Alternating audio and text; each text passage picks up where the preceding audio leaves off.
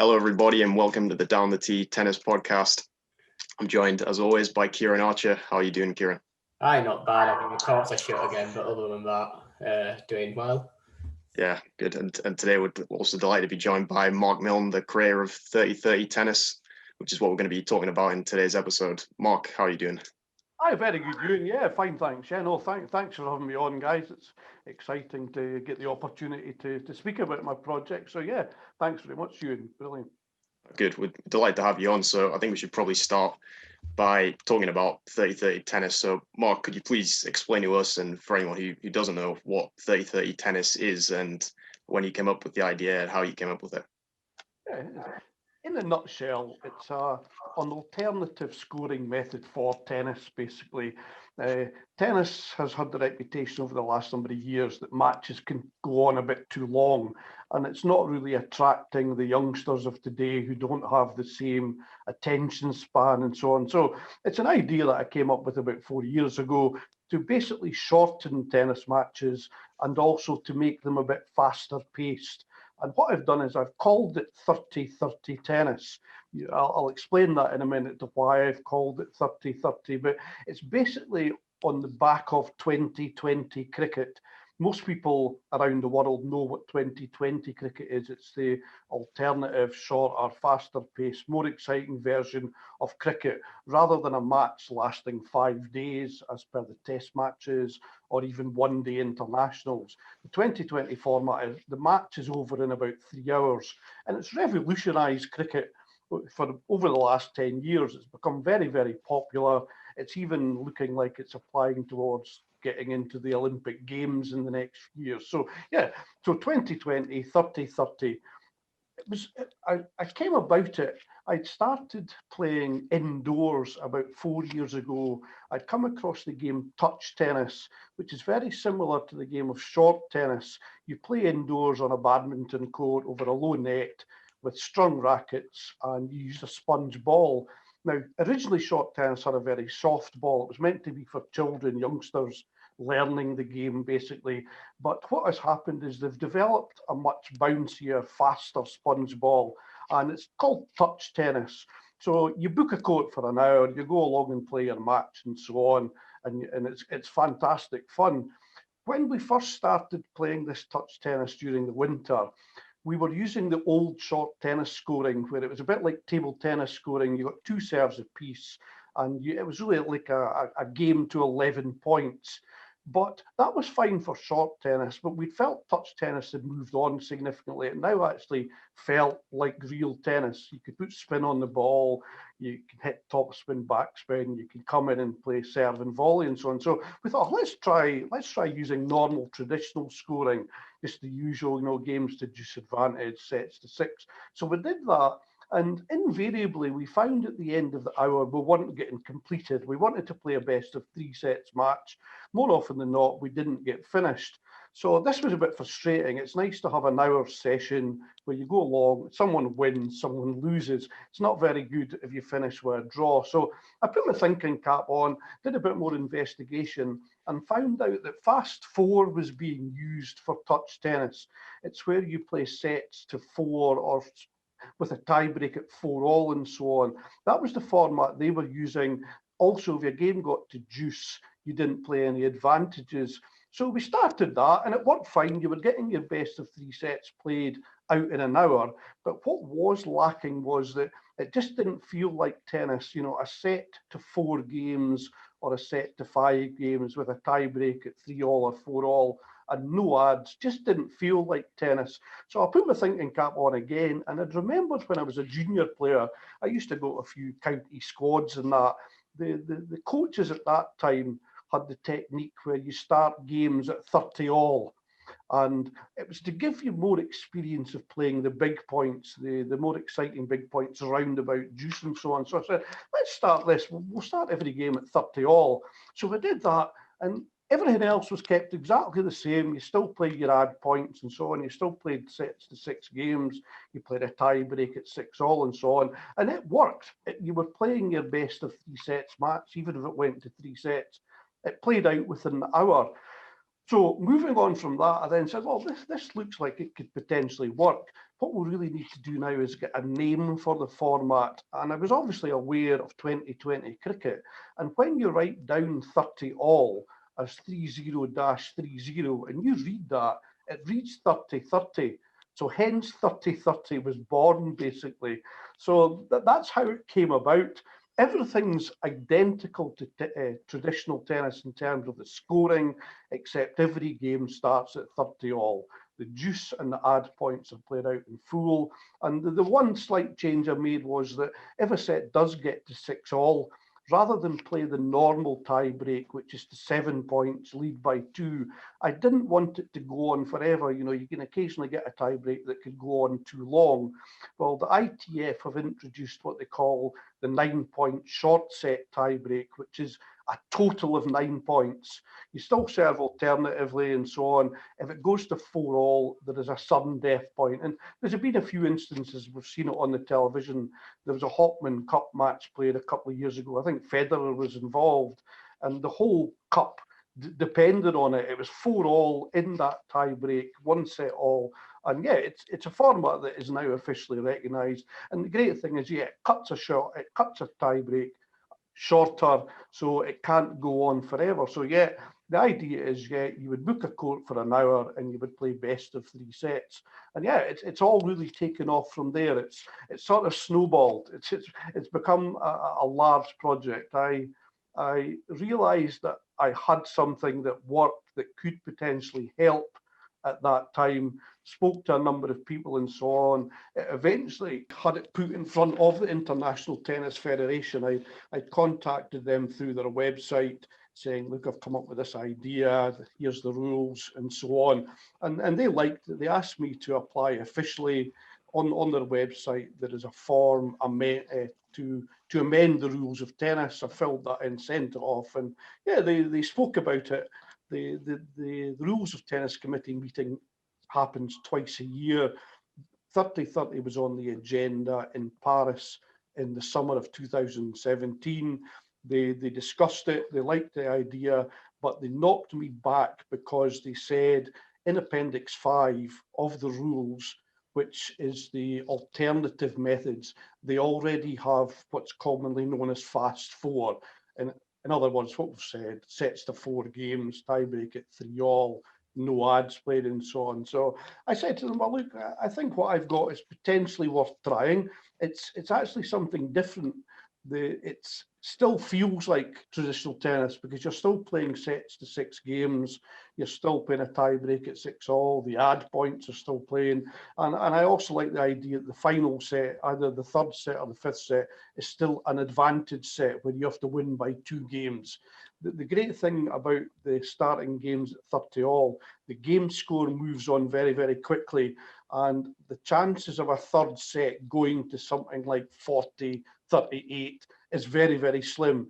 There are more opportunities to break serve when you're starting at 30 all and so on. So everything about the 30-30, I said to them, look, respects or retains the traditions of tennis a bit better than seeing a match won 4-2, 4-1, for example. That just doesn't feel right. It doesn't look right. And the lacking of playing the advantage points also detracts quite a bit from the tennis. Most of the games you'll watch on television, the good games or the better games are the ones that have a lot of deuces and advantages. That does not now happen, obviously, with fast 4. You get to deuce, and it's a bit of an anticlimax. You have 1 point, a sudden death point, game over.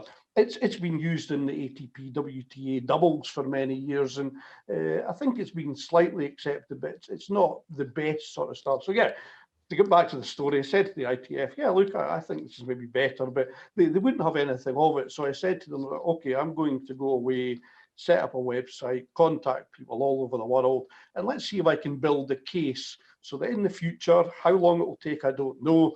I'll come back to you and say, look, I've trialed this all over the world. Here's my case. Let's see if there's an opportunity for them to take it on and potentially trial it at some smaller events, basically. So that's where we are. I'm about 3 years down the line in terms of trialing. There are almost 300 endorsements for 3030 on the website. Feedback has really been excellent. And yeah, it's ongoing. I'm continuing to look for people to try and run competitions. A lot of the endorsements at the moment have just been people trying it themselves, or a coach taking their kids and just using it, sort of stuff. I'm trying to build up a sort of bit more of competitions using the 30-30 format, because the beauty is you can get so many more matches played in the same length of time. It's ideal for round robin, which means that players are guaranteed a minimum number of games. You're playing more opponents in the same time and so on. And if you have a round robin for kids, one set is long enough to decide who's the best in a round robin, but it could then go on to maybe semi-finals and finals, and they would then be potentially best of 3 sets, which just makes the match a wee bit longer, but still only up to an hour. I've had kids tournaments, I've had adults tournaments, and the feedback has really been excellent at the moment. So it's continuing to go well. I've just recently had a couple of videos made that I've put up on YouTube now that are that they've been made professionally to try and get the story out there, basically. So yeah, that's a brief resume of where I am with it. It's a shorter, faster paced. That's the difference. It's faster paced. The game score ticks over so much more quickly. I was just watching the ATP finals from the O2 just before Christmas, and there was 2 or 3 matches that were sitting at maybe 2-all, 3-2, or 3-all in the first set after about half an hour. It's great stuff for people who like traditional tennis, who don't mind spending the time to sit and watch it. But you will not get youngsters really, unless they're very, very keen youngsters, to sit and watch that. The 30-30 format will produce, or does produce, much faster paced, faster moving, shorter matches, basically. Yeah, definitely. So Okay. no, I'm just in terms of comparing it to other alternative short formats, which I know you mentioned a few there. There's obviously like Fast 4. There's been the Ultimate Tennis Showdown this year, and like the 10-point match tiebreak they use instead of the third set in the Labour Cup and ATP Cup. Exactly. How would you compare 30-30 tennis to some of those other formats? And what would you say it's the fact that it still respects the traditional scoring to a greater extent that sort of sets it apart? Yeah, I think you've hit the nail on the head. The basics of 30-30 tennis is that it respects the traditions. When you look at a score in a newspaper or you hear a score being read out, it still sounds exactly the same. You will still win a match 6-3, 2-6, 7-5, for example. Everything about it resembles the traditions. And that's my argument against the other formats. You've obviously said Fast 4. It's the one that has already been included in the ITF rules. So it's kicking in quite big time. Tennis Australia have started it, and it's in the rules. And they trialed the Fast 4 format at the ATP Next Gen events for the under 21 best men players, and it seems to have gone quite well. The matches are shorter, they play best of 5 sets and so on. But my biggest thing with is it doesn't feel like traditional tennis. The other ones you mentioned, yeah, we've got tiebreak 10s, which has had events all over the world in the last few years where 8 opponents turn up on one night, and each match played is a single match tiebreak to 10 points, and they play it out over 3 hours. There's a winner at the end of the night. So if you've gone along to watch it, you see 7 or 8 matches. Each match is a single tiebreak. It seems to work quite well. It's a nice fast format. You see a lot of players playing in a short period of time. My biggest problem with the match tiebreak is that it's over too quickly. It's a shootout. It's a 10-minute shootout, basically.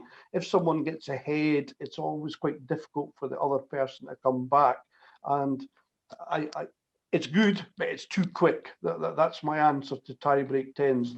The players don't get any time to settle at all, at least with a set of 30-30 tennis, which will take about 20 minutes on average, you get a bit more time to settle in, and it's still, you still have breaks of serve, you still have holds of serve, and yeah, the set is won, for example, 6-4, rather than the match tie break where you could win it 10 points to 7. So I have an idea that they are using the 10-point match tie break as the third set decider quite a lot now.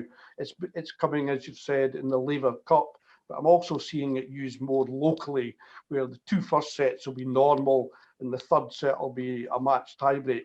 I think it's a bit unfair that you can have 2 players or a doubles match. They can fight for, say, an hour and a half and end up at 1 set all. And then the deciding third set is this 10-minute shootout. It never seems a very fair way of deciding a match. So I have suggested that instead of the third set 10-point match tiebreak, you could actually use 1 set of 30-30 tennis, and it's an advantage set. You would still play the serving, holding serve, and so on. The games would still build up, and you have to win by 2 clear games. So it's an alternative use of 30-30 as a third set tiebreak. So yeah, that's the second one. That's the tiebreak 10s that it's been labelled. The third one you mentioned there is just kicked in the summer. Patrick Mouratoglou has brought in Ultimate Tennis Showdown, which is a very, very different format. For anyone that doesn't know, it's played over 4 quarters of 10 minutes each of tiebreak scoring. Whoever wins the most quarters wins the match. There is a possibility that you can draw 2 sets all or 2 quarters each.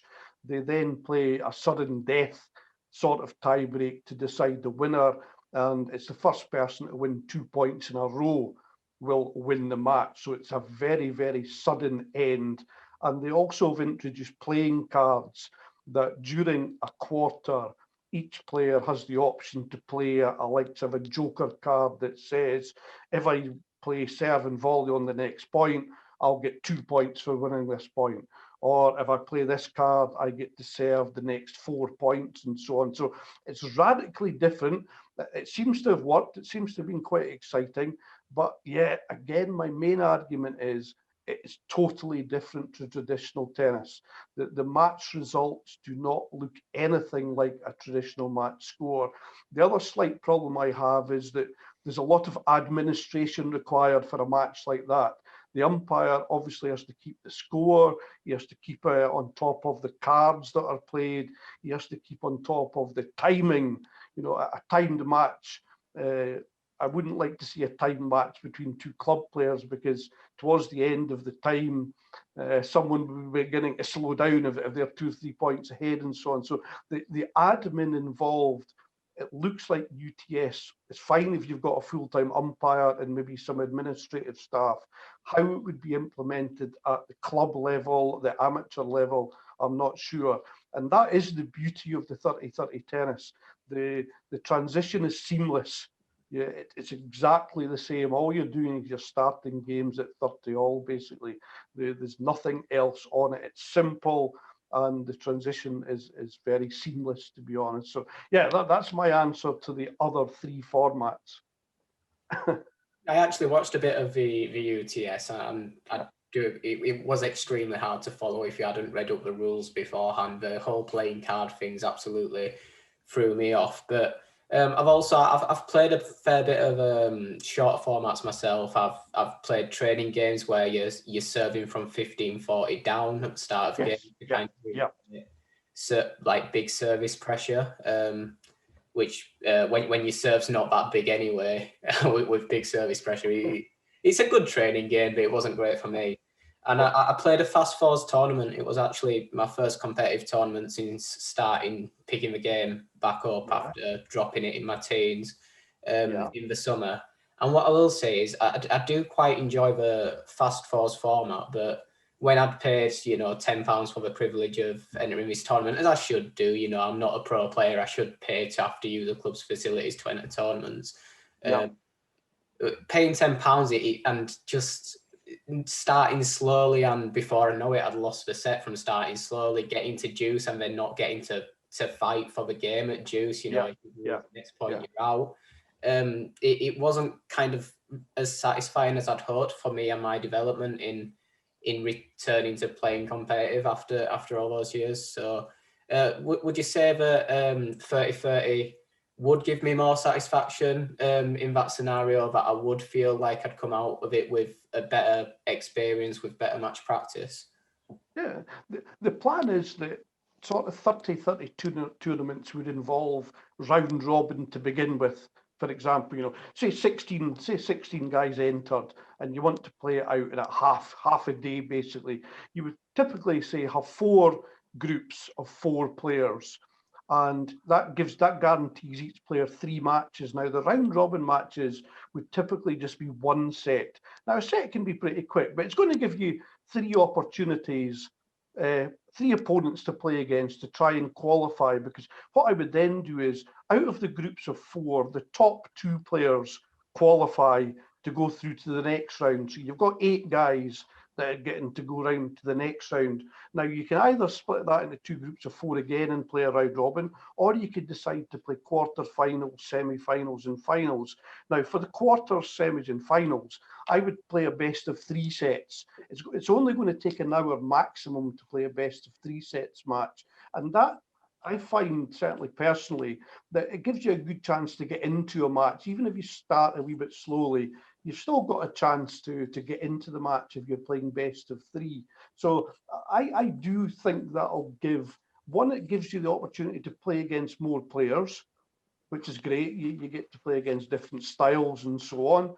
You meet more people for a start. And yeah, you eventually have a proper tournament in half a day that people, for your £10, you would potentially go away happy, thinking, you can have further playoff matches if you want. You know, if you're not in the top 2 in each group of 4, you could organise playoff matches that could either, depending on court time availability, it'd be best of 1 set, or best of 1 set's obviously very quick. You have to get in quick, and you don't want to fall behind. But best of 3 gives you a decent opportunity where the best player will win. And it's great. You will come off after an hour, and your match score will still look identical to what you've done as a traditional tennis match, rather than the fast forward, you've come off and you've maybe lost 4-1, 4-2. It just doesn't feel right to me. I'm an older guy, as you can tell. I still like traditions, basically, and the 30-30 format respects the traditions. And the other main thing that I haven't mentioned so far is that every second point played is actually a game point. So you have no opportunity to lose focus. You've got to be 100% focused all the time, or within 4 points you could lose 2 games, basically. So it's just heightened. The tension's heightened slightly because every second point is a game point. So I've conjured up that every point really counts in 30-30 tennis, because the game score will move on significantly after a few points, basically. So that's why I'm looking for people to try it and to get the feedback. And the feedback has been excellent so far from people that have both tried it, and latterly over the last few months I've had tournaments getting involved, getting created by people, and the people are really finding it a very exciting way to play more competitive matches against many more people. And that's what we need. I see locally at my local club that I'm not too involved with now, you tend not to see many sets of tennis getting played. If you were to go around and ask a couple of kids, do you play tennis? They'll say, I go around the club twice a week for 1 hour's coaching. Did you play any sets of tennis? Did you play any matches of tennis? No, that doesn't happen. And that's the reason why I'm still playing now. It's fantastic to line up against someone else, play a set, play a best of 3 sets. Someone wins, someone loses. Tennis is meant to be a game. It's a competitive game. You're meant to be playing points. And I personally have found that the more sets you can play, the better you learn how to win a match, sort of stuff. Going and drilling during coaching and learning this and learning that doesn't technically make you win more matches. You learn to win more matches by actually playing more matches. So this format from what I've seen, there's one guy out in India is so enthusiastic about it. He's never seen his guys playing so many matches now, sets of tennis, whether they are just playing a single set, a 30-30, or a best of three. It's bringing them on. The competitive spirit amongst them has risen. They're playing more matches, and they will get better. There's no doubt about it. Playing matches, you will become a better tennis player. I'm not seeing enough of that at the moment, just from my own experience. Too many people just go up and attend a coaching session or just go and have a hit. Let's get up there, have a 5-minute warm-up, and then you start playing sets of tennis. That's what it's all about. And I think that will retain people more. People will fall away from coaching, but if you get involved in some sort of league system or regular tournaments, it's a competitive game. People like competing. You win, you lose. If everyone learns something from both scenarios, basically. So yeah, that's my dream for it. You don't have to go along and play a best of 3 traditional match, which could take too long. You're maybe only restricted to one match in a day. This format allows you to play a whole tournament out within half a day. Okay. Yeah, no, that's good. I do Does like that that. make sense? Yeah. It makes sense. And I like the. Sorry, it's not the only sport that's looking at shorter formats. I've also played quite a lot of squash, badminton, table tennis. All these sports have changed their scoring format over the last 10, 15, 20 years to produce more faster paced, shorter, bite-sized nuggets of play. You know, in the old days, badminton and squash, you had to be serving to score a point. They eventually realized these games are taking too long, they're boring to watch. Let's change it so that every point actually counts, point for point scoring. Table tennis used to be up to 21 points. Times move on, times change. A game of 21 points takes too long. They've now potentially, I haven't looked at it for a while, but they were playing sort of best of 5 sets or best of 7 sets to 11 points. It's much shorter, faster, more exciting, bite-sized nuggets. And tennis needs something like that as well. As an alternative, I always stress I'm not looking to get rid of traditional tennis here. It has to stay. It's like Test cricket. You have the fans and the players who prefer the 5-day, and it's the same with tennis. They prefer Grand Slams. They prefer traditional. Nothing wrong with that. That's the ultimate test. The Grand Slam should never change. The top event should never change. But this is an alternative format that is just something a bit different. It's faster. I think it would be great for potentially television. You could tune in a bit like the tiebreak 10s and watch an event played out within 2 or 3 hours. It's an alternative, faster paced format. Yeah. So I know. So you mentioned that you think that the Grand Slams and the top events shouldn't change because of the tradition. So I know you're going through that trialing process at the moment. So I'm just wondering, what would be the long-term vision for 30-30 tennis? At what sort of level of events would you like to see it used eventually? Yeah, I'm in a bit of a quandary. You've got the opportunity to build from the bottom up. You could start at club level, they start using it, and you build up to local level, to national level, and so on. And it's possible to do it that way, but there's also the possibility to build it from the top down. If you manage to get some professional players like they've done for tiebreak 10s to get together, someone finances it, put on an event over one night, and they use it there as well. And that would then potentially filter down to nationally, to locally, to clubs and so on. So I feel the format can work for both the club level and the professional level. It'll depend how it goes. If I was lucky enough to get some people at the top level to come along and say, yeah, this is something worth trying, let's go for it, that'd be fantastic. Or if I have to build it from the bottom up, which I'm having more success at the moment, because clubs are obviously doesn't cost them any great money to put on an event and that, and that's beginning to spread the word as well that, you know, this is quite an exciting format to use for a half-day tournament. Or I've also dreamt that you could play a Grand Slam 30-30. Every match is best of 5, but that would have to be played over 2 or 3 days, possibly, depending on the number of entrants, the number of courts. But playing a best of 5 sets match, using the shorter format, I think would be really exciting. I've actually spoken to the top WTA guy, Steve Simon, and let him know that I think that seeing the top women players playing a best of 5 sets match using 30-30 scoring would be very, very unique, and it could create quite a lot of interest basically to see women playing best of 5 sets. There's been the argument for more years than I can remember that, oh, why do the women get paid the same as the men? They only play best of 3, men play best of 5. Well, with 30-30, the women can play best of 5 sets, and I think it would be really exciting. You've got 5 sets. I've reckoned on sort of the timings I've got at the moment, the maximum length of time for a best of 5 30-30 match is about an hour and a half, possibly. It could last anything between an hour and an hour and a half. And I think that would be a really exciting thing to see the top women playing best of 5 sets matches.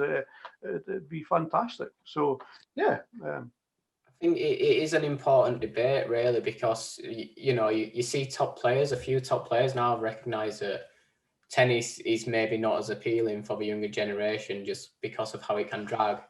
But I think I can be a bit of a traditionalist fan sometimes. I really do love seeing a 5-set battle. I think I've often argued the opposite against the grain on that one. Yeah. I think I'd like to see 5 sets return at Masters even for the final. Yeah, no, I don't disagree with you. I'm a traditionalist myself, but I'm not trying to cater for me. I already love tennis. I'll sit and watch what I can. Okay, I don't watch what I used to because the matches do go on significantly longer. But it's to introduce people to the game, to try and get people into the game, to just grab their attention. There's more chance of grabbing youngsters' attention, I think, if you've got something that is shorter and faster and more exciting. I've got 3 kids that are now well grown up in their 20s, and they've never taken to tennis. It's just matches, they wouldn't sit and watch even one set of tennis. It just takes too long. It's such a slow burner. I've grown up through the time that, yeah, people had a lot more time. You didn't mind sitting in front of the television for hours and hours to watch Wimbledon all day. Times have moved on and evolved, unfortunately, for tennis and for other sports. And they obviously are thinking about shorter formats. They've introduced fast forward. Patrick Mouratoglou has realised this as well. He's trying to come up with a shorter, faster format. The tiebreak 10s are trying to jump in there. So there are people at the top of the game that are realising we need an alternative here. So, yeah, I get your point, Kieran. Yeah, and I think a lot of people are the same. It's exactly the same with cricket. Yeah. You'll get some guys that love test matches and they would never dream of watching 2020.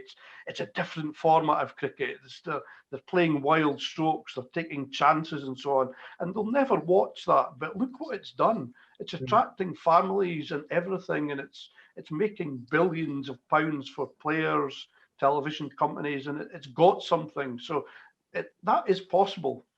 Well, yeah, I think what I was going to say is, as long as kind of there is tennis that appeals to those traditionalists that do love those battles, if some smaller tournaments did introduce shorter formats. Now, I will watch a 250 if it's an interesting match with interesting players that I like watching. Yeah. I'll go out of my way to watch a 250, but most 250 matches I won't watch. I won't go out of my way to watch if there's nothing else on.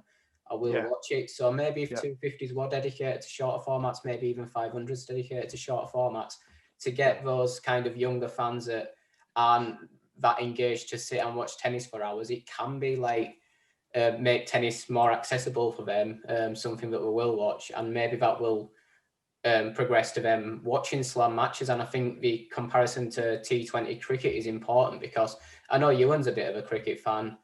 Yeah. For me, I've got quite a passive interest in cricket. Like, I do care about the results in important games when England or Yorkshire are playing, but other than that, I don't really keep up with it much. I won't sit and watch Test cricket, but I can sit and watch a T20 game. Yeah, exactly. I think it's really, it's a really good point because I'm a big cricket fan, but I'm a big T20 cricket fan, and especially the IPL was one of the first things I started watching, and I think it's just brilliant entertainment. You're a youngster. You're a youngster. Yeah. It's the older people that tend to, have watched Test match cricket. They don't want to see change. It's difficult to get people to accept change, but no, it's worked. Really, it's fantastic. Yeah, the other thing that shorter formats, there are only certain players in the world that are capable of winning Grand Slams and the longer events because they are super fit, they've done it before and so on. There are a number of very talented players. For example, Nick Kyrgios, he's a fantastic player, but he just doesn't have it to win over the longer format. So if you have alternative shorter formats, there's the opportunity for these players potentially to shine in these events and get their face in the newspaper, get their face on the television more. And I think it could favour younger players shorter formats, because the guys that are at the top just now have all developed their games and so on for many years before they've become capable of winning a Grand Slam. 7 matches over a fortnight. It's quite hard nowadays for a youngster to be able to do that. So having alternative shorter tournaments, there's a chance for another few stars to shine, a few younger stars. It's been fantastic what we've had at the top level, certainly men's tennis and women's, over the last number of years, but there is a badly needed requirement for younger players. Once you get into your 30s and 40s, youngsters aren't going to be as keen to follow you. You're an old man or whatever sort of stuff. If you can get someone in their teens or in their early 20s that could potentially become a global star at shorter formats, that would be fantastic for tennis as well, I think. Yeah, and you could maybe increase draw sizes if you're getting through matches quicker. You can play a few matches, increase draw sizes, get a few more younger lads, more lower rated men and women onto the main tours, the main WTA and tours. Again, you've raised a good point there, Kieran. The great thing about shorter matches is, yes, you get more matches completed, but you could also have more events that are combined men and women. There are only the Grand Slams and maybe another 1 or 2 events in the calendar that both men and women play at the same event, because you struggle for court time, basically. So if the matches are going to be, for example, half the time, you've got the opportunity to hold more events that have both men and women. And because the matches are shorter and less physically demanding, you can actually potentially see the top singles players possibly playing a doubles as well. And if you had the men and women competing together at the same event, you could get more mixed doubles. Seeing the top players playing in doubles is also a further opportunity. So shorter matches, more matches, opens these opportunities. It opens a lot of opportunities. You can start off with round robins. So when you're a spectator and you go along and watch, rather than in a session of 3 or 4 hours where you will typically maybe only see 3 or 4 matches, you could witness twice as many matches. You would see twice as many players in the same time in a typical session. Now, that'd be fantastic to go along for a 3 or 4 hour session and see top women, top men, singles, doubles, mixed doubles played. I agreed the matches are shorter, but I just think it offers a bit more. It's more exciting. It's just more varied, just something different from turning up at Wimbledon for your day ticket and you see a couple of men's singles and a doubles or sort of style.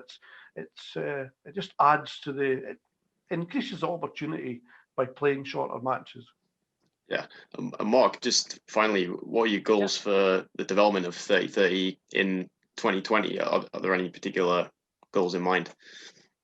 Yeah, the ultimate goal is to build this case to go back to the ITF and put in an application, and hopefully, based on the feedback and whatever I've built, get the ITF to accept the format for official trialing. Within within the foreword of the ITF rules, there is an opportunity for people who have ideas to get trialed. So that is the ultimate goal. But at the moment, it's early days. COVID's put a bit of a hold on it. There's a number of people that were planning to be doing tournaments and using it more, but restrictions and various things are stopping that happening. So it's delayed things a bit, but that is probably the ultimate goal. But at the moment, I just want to see more people using it, trying it, letting me know what they think of it, basically. So that's why hence I've got the 2 videos that are now on the YouTube channel to try and just get it out there a bit more.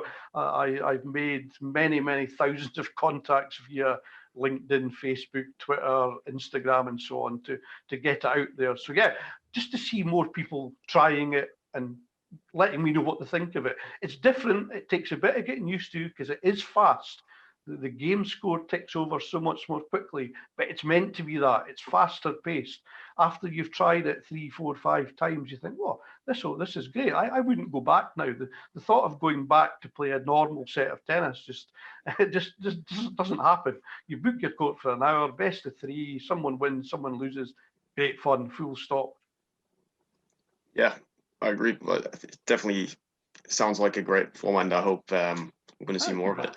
But Mark, thank you very much for coming on. It's been a pleasure, and I hope everyone's enjoyed the podcast. And we'll be back soon to preview the Australian Open and possibly touch on the ATP Cup and a few other events. So thanks everyone for watching, and we'll see you and listening, and we'll see you in the next one.